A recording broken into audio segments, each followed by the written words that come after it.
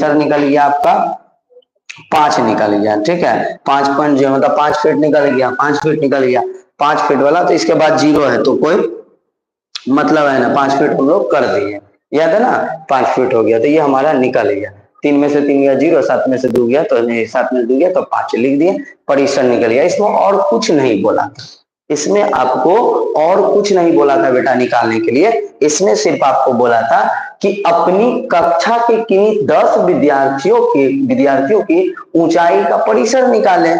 परिसर आपको आराम से निकालने के लिए बता ही रहे हैं, आप आराम से परिसर निकालिए। देखिए ये डाटा आप अच्छे तरीके से बना लेते हैं तो बेटा याद रखना एग्जाम में 5 नंबर आपका कोई नहीं काटेगा, आपको 5 नंबर कोई नहीं काटेगा, आप इसको अच्छे तरीके से बनाने जानते हैं। माद मादिका बहुलक बारंबारता, देखिए बहुत बच्चे को बारंबारता अच्छे तरीके से अभी तक भी पता नहीं है, और 10th क्लास में जाने के बाद काफी प्रॉब्लम होती है बच्चे को, है ना, बारंबारता सीखने के लिए काफी बच्चे को कठिनाई का सामना करना पड़ता है।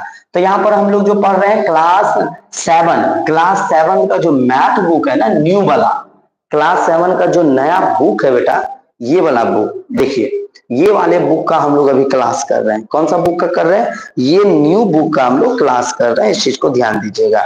तो इस बुक का जो हम लोग का सवाल है बेटा, इस सवाल को हम लोग अभी बना रहे हैं, ध्यान दीजिएगा, ठीक है। इस सवाल को हम लोग बनाने का प्रयास कर रहे हैं, देख रहे हैं ना यहाँ पे, ये देखिए, ठीक है। तो इसी सवाल को हम लोग क्या करेंगे, अभी बना रहे हैं, आराम से बनाएंगे और सारा हमारा सवाल बन जाएगा।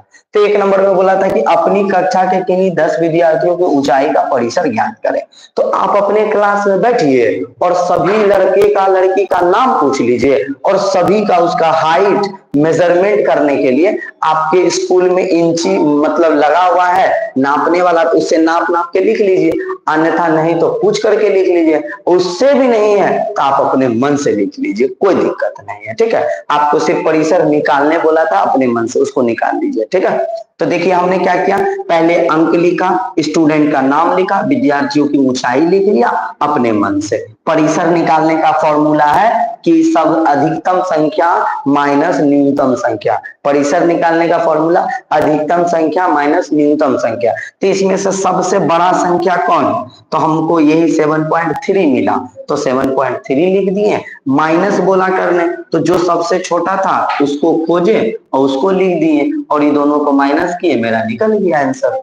समझ गए बेटा, कोई दिक्कत नहीं है, तो वीडियो को एक बार लाइक कर दीजिएगा। चलिए फटाफट हम लोग आगे चलते हैं। इधर लिखा हुआ है एवरेज, एवरेज का औसत का इंग्लिश होता है एवरेज, केंद्रीय प्रवृत्ति का होता है सेंट्रल टेंडेंसी, प्रेक्षणों का होता है ऑब्जर्वेशन, मूल्य का होता है वैल्यू, है ना, मापक का होता है मेजर, है ना, उसके बाद माध्य का होता है मीन। ये सारे चीज को हम लोग लिख दिए हैं, बच्चे को दिक्कत ना हो, ठीक है। लिख लिए तो इसको फटाफट आप लोग स्क्रीनशॉट ले लीजिए, जो बच्चे लिख लिए नहीं लिए तो स्क्रीनशॉट लीजिए, आगे लिखाएंगे। आप लोग कमेंट जरूर कीजिएगा, जो भी बच्चे जहां से देख रहे हैं, जिस भी क्लास की रिक्वायरमेंट हो आप लोग कमेंट कीजिएगा, आप लोगों का भी हम क्लास लेकर के आएंगे, ठीक है।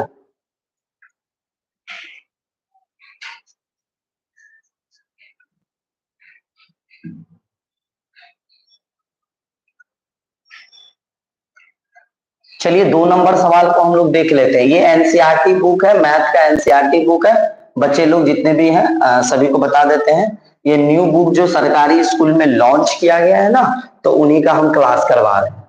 तो इससे पहले बहुत सारा क्लास हम करवा चुके हैं, आप लोग वीडियो देख सकते हैं, प्ले लिस्ट बनी हुई है क्लास 7 और क्लास 8 का, क्लास 7 और क्लास 8 का एनसीईआरटी बुक का प्ले लिस्ट बना हुआ है, आप लोग एक बार जा करके उसको देखें, अपने दोस्तों को भी बताएं और आपके घर में भाई बहन है छोटी तो आप उन्हें भी दिखाएं और अच्छे से समझाएं।